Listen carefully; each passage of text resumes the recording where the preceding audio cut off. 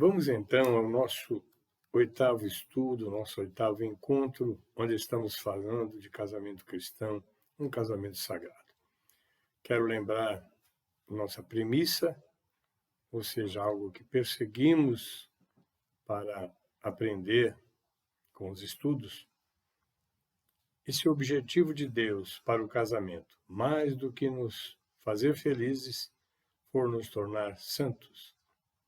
Hoje nós temos um tema um tanto quanto difícil, talvez, especialmente para um mundo hedonista, um mundo que pensa no prazer como forma de ser, de realização. Vamos pensar numa luta sagrada, o casamento como uma luta sagrada, abraçando a dificuldade a fim de formar o caráter. Os grandes autores espirituais nos advertem que essa vida é difícil e que devemos usar essa dificuldade para moldarmos nosso caráter. Mas só veremos resultado se enfrentarmos diretamente a luta e não fugirmos dela. A Bíblia é cheia de exemplos daqueles que venceram quando passaram pelo deserto, pela fornalha ardente e, finalmente, o maior deles, pela cruz. Se o seu casamento é difícil, dobre seus joelhos e agradeça a Deus por ter lhe dado uma oportunidade de crescimento espiritual sem paralelo. Deus nos criou de tal forma que precisamos lutar para permanecermos vivos. É o desafio que nos mantém salgados como fogo. No entanto, para sermos beneficiados, nossa luta tem que ter um propósito e deve ser produtiva. Lutas vãs não contribuem em nada, mas há lutas que nos fazem crescer. Jesus retrata a luta como ponto de entrada para a vida cristã, ressaltando que essa seria uma experiência diária da nossa fé, quando ele diz em Lucas 9:23, se alguém quiser acompanhar-me, negue-se a si mesmo, tome diariamente a sua cruz e siga-me. A cruz como símbolo de lutas. Faça a si mesmo uma pergunta. Eu prefiro viver uma vida relaxada e sem problemas e permanecer imaturo em Cristo? Ou estou disposto a ser salgado com fogo e, através disso, sou conformado à imagem de Cristo?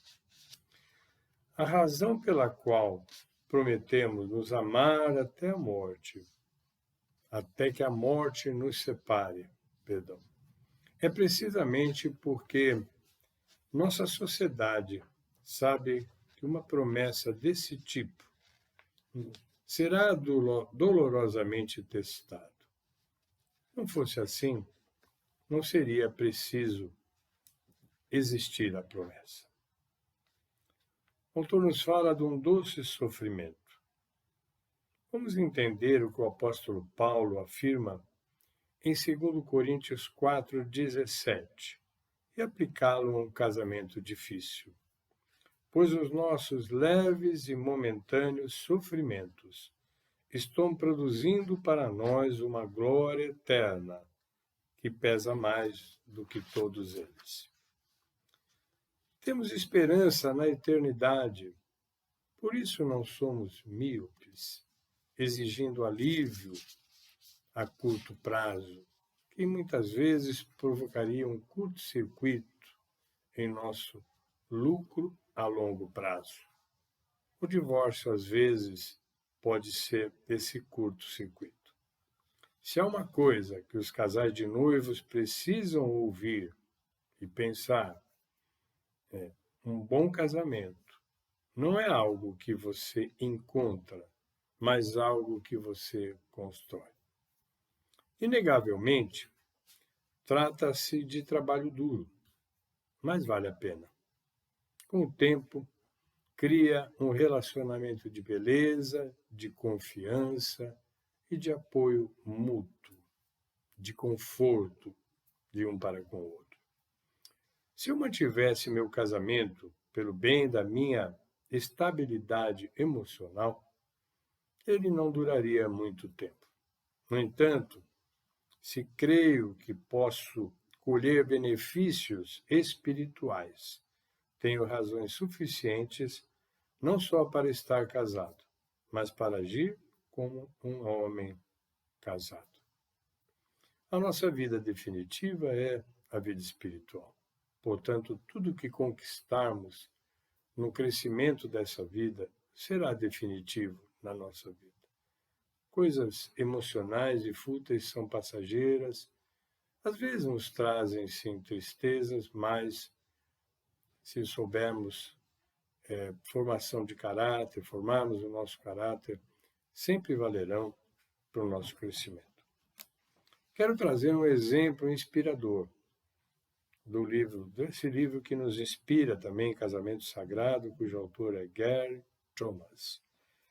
Ao falar de casamentos difíceis, eu considero inspirador o casamento de uma escritora e poetisa, Annie Morrow, com o piloto de avião Charles Lindbergh, o primeiro piloto que cruzou o oceano e se tornou a maior celebridade do seu tempo. Vou tentar resumir, é uma história muito interessante e seria longa. Anne se viu, de repente, casada com a maior celebridade de seu tempo.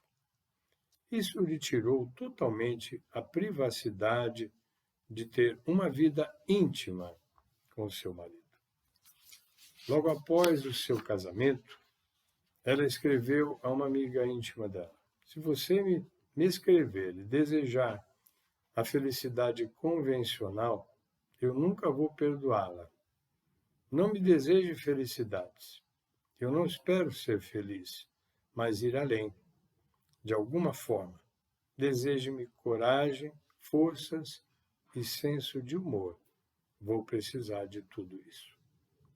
Embora Anne fosse uma pessoa muito criativa, tivesse ambições literárias, era uma grande escritora. Logo no início de seu relacionamento com Charles, essa parte da sua vida teve que ser abandonada. Charles a advertiu: nunca diga nada que você não gostaria que fosse proclamado nos telhados, nem escreva nada que você não queira ver na primeira página dos jornais. Os paparazzi estariam sempre a postos procurando novidades. Anne reflete: eu estava convencida de que deveria proteger a ele e a mim, mas era um tremendo sacrifício nunca escrever profunda e honestamente. Eu, para quem uma experiência nunca estava completa, até que fosse escrita ou compartilhada numa conversação. Liberta pelo sofrimento. Anne passará por um sofrimento ao qual ela dará a importância de uma libertação. O clímax do problema da popularidade ocorreu quando seu bebê de 8 meses foi sequestrado com um pedido de recompensa. O resgate foi pago, porém o bebê nunca retornou. 10 meses depois, o corpo do bebê foi encontrado a poucos quilômetros da casa dos Lindbergh. Na verdade, o menino havia sido atirado já quando retirado. Já foi morto e retirado num bosque onde animais selvagens o atacaram, desfigurando totalmente o seu corpo, o seu rosto. Esse sofrimento foi acrescido com uma enormidade quando alguns fotógrafos invadiram ali o necrotério, tiraram fotos da criança e a publicaram. nos seus jornais, para que todos vissem o que havia acontecido com a criança. Anne havia permitido que a fama absurda deixasse adormecida parte do seu ser. Mas uma coisa de magnitude maior dessa tragédia trouxe uma nova vida. Uma erva verde brota depois do incêndio que devasta uma floresta. Ela escreve a respeito. Havia outros valores além da discrição e da privacidade. Como descobri na primavera seguinte, no abismo da tragédia, eu precisava retornar para um recurso mais profundo. Eu tinha que escrever honestamente. Portanto, talvez possamos também dizer, olha que conclusão tremenda, que o sofrimento teve seu papel na minha libertação. Como alguém pode sugerir que mantenhamos um casamento de tanta infelicidade? Embora poucos de nós tenhamos a coragem de voluntariamente escolher o sofrimento, quando nos vemos em meio a ele, se aquietássemos nossas almas, se aprendêssemos a flutuar nele, neste sofrimento, em vez de nos debatermos como uma vítima de afogamento faz, de um afogamento emocional, poderíamos ter a chance de ser libertos, como fez Anne. Anne acrescenta um pensamento incrível, que somente alguém que passou pelo que ela passou poderia escrever. Não acredito, esse ponto é fundamental na nossa mensagem. Não acredito que o sofrimento absoluto nos ensine. Se o sofrimento por si só ensinasse, o mundo inteiro teria que se tornar sábio. Já que todos sofrem, ao sofrimento deve ser acrescentado o luto, a compreensão, a transparência e a disposição de permanecer vulnerável, ou seja, poderão vir novos sofrimentos, mas a fleuma, o desejo de prevalecer, deve estar presente para ter resultados desses sofrimentos. Pode parecer antiquado falar da busca de virtude no mundo de hoje, mas só porque não entendemos completamente o que a virtude realmente representa. Em sua raiz, virtude significa força.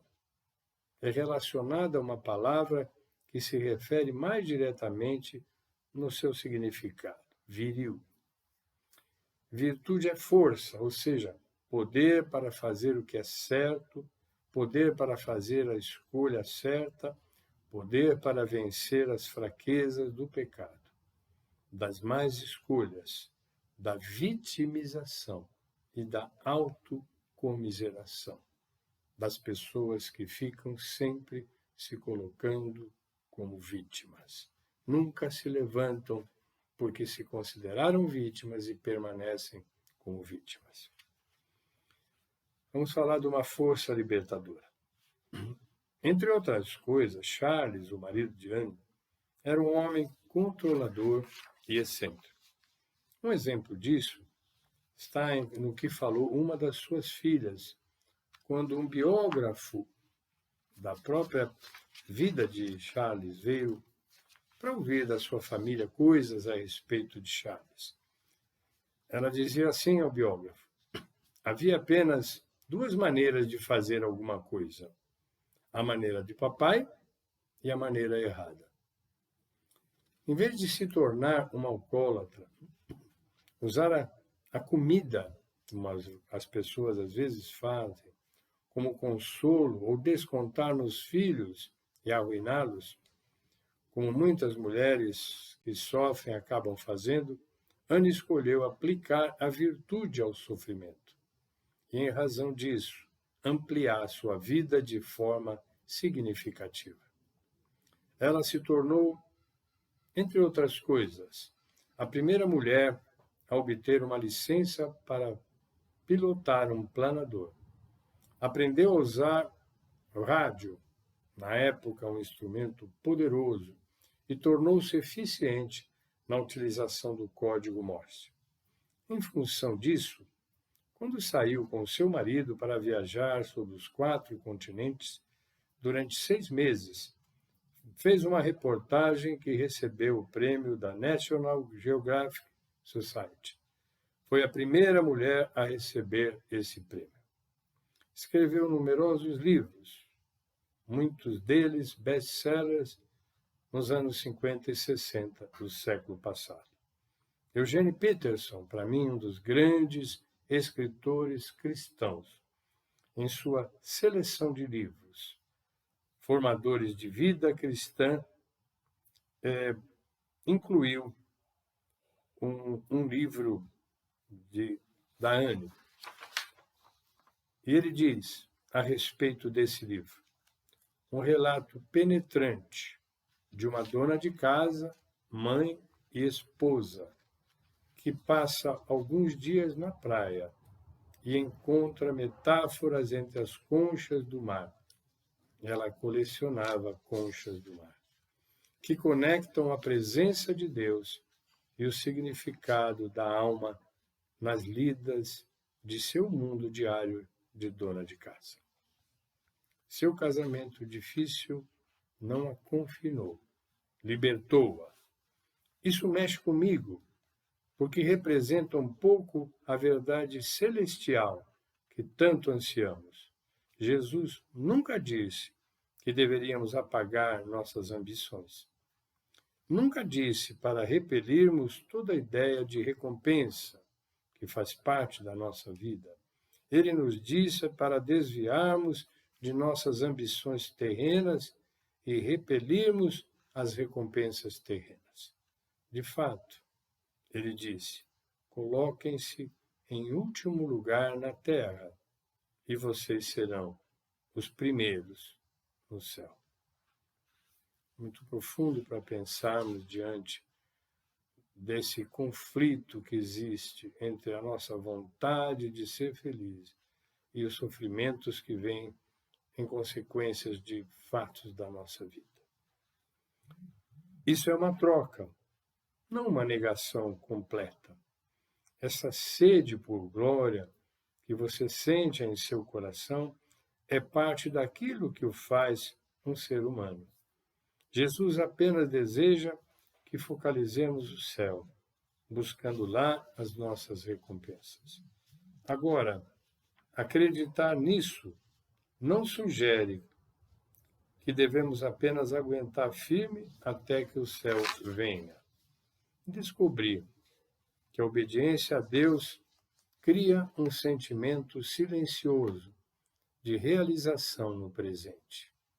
Quando obedecemos a Deus, sentimos-nos realizados, qualquer que for a circunstância. Há uma satisfação espiritual que nos vem mesmo em meio às nossas provações. É uma atitude que pode não ser tão evidente como a alegria esfuziante, aquela alegria daqueles eventos importantes que nós exultamos na nossa vida, mas é muito menos sujeita às flutuações de humor e contribui para uma disposição muito mais permanente. Um casamento difícil não pronuncia uma sentença de morte de uma vida cheia de significado. O ideal é que vejamos nossa situação através das lentes da eternidade, conforme tão bem o apóstolo Paulo definiu em Romanos 8:17 e seguintes. Se somos filhos, então somos herdeiros, herdeiro de Deus e co-herdeiros com Cristo. Se de fato participamos dos seus sofrimentos, para que também participemos da sua glória. Considero que os nossos sofrimentos atuais não podem ser comparados com a glória que em nós será revelada. Eu já vi muitos casamentos que experimentaram sofrimento, desprezo, se tornarem grandes exemplos e depois também receberem inclusive recompensas terrenas, como parte da manifestação da glória que Jesus pode nos dar quando nós andamos nos seus caminhos. Fiquem com Deus, tirem bom proveito desse estudo.